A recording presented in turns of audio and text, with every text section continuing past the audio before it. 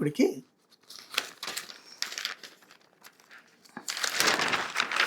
చేతికి వచ్చి చేజారిన పోస్టు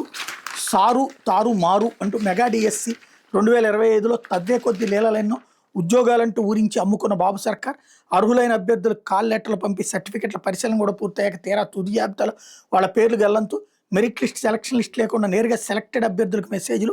ఒక పోస్టుకు ఒక్కళ్ళని ఎంపిక చేసి సర్టిఫికెట్ల పరిశీలనకు పిలిచిన ప్రభుత్వం కానీ అర్హులకు అటు ఉద్యోగం ఇవ్వకుండా ఇటు రిజెక్టెడ్లోనూ చూపకుండా ఆటలు గ్రీవెన్స్లోనూ అభ్యర్థులకు తప్పుడు సమాధానమే వేల సంఖ్యలో మెగా డిఎస్సి బాధితులు రాష్ట్ర వ్యాప్తంగా బొగ్గుమన్న టీచర్ అభ్యర్థులు నిరుద్యోగులు డిఎస్సిలో అవకతవకలపై సిబిఐ విచారణకు ఆదేశించాలని ఆందోళనలు విద్యాశాఖ మంత్రి నారా లోకేష్ వెంటనే రాజీనామా చేయాలని డిమాండ్ అంటూ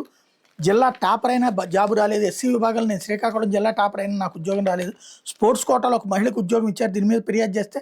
ఆ పోస్టింగ్ నిలిపారు, తర్వాత మెరిట్ అభ్యర్థిగా నాకు పోస్టింగ్ ఇవ్వాల్సి ఉన్న 6 నెలలుగా ప్రభుత్వం స్పందించలేదంటూ డిఎస్సి బాధితుడి స్టేట్మెంట్ ఇక్కడ ప్రధానంగా హైలైట్ చేశారు. ఇందులో డిఎస్సి తేడా వచ్చింది అన్నటువంటిది ఫుల్ ఫ్లెడ్జ్డ్గా స్టోరీలు ఎవరెవరైతే వాళ్ళ బాధితులు అని మాట్లాడుతున్నటువంటి వాళ్ళందరి హైలైట్ చేసుకొచ్చారు.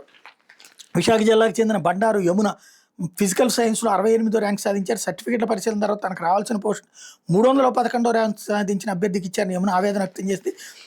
అంత పెద్ద ర్యాంక్ వచ్చిన వాళ్ళకి ఎలా ఇచ్చారని జిల్లా అధికారులను ప్రశ్నిస్తే స్పోర్ట్స్ కోటాలు ఇచ్చామని చెప్తున్నాను పేర్కొంది. జనరల్ విభాగంలో పరీక్ష రాసి 311వ ర్యాంక్ పొందిన అభ్యర్థి స్పోర్ట్స్ కోటాలో ఉద్యోగం ఇచ్చినట్టు చూపారు. మెగా డిఎస్సిలో ఇలాంటి విచిత్రాలు మరెన్నో అన్నటువంటిది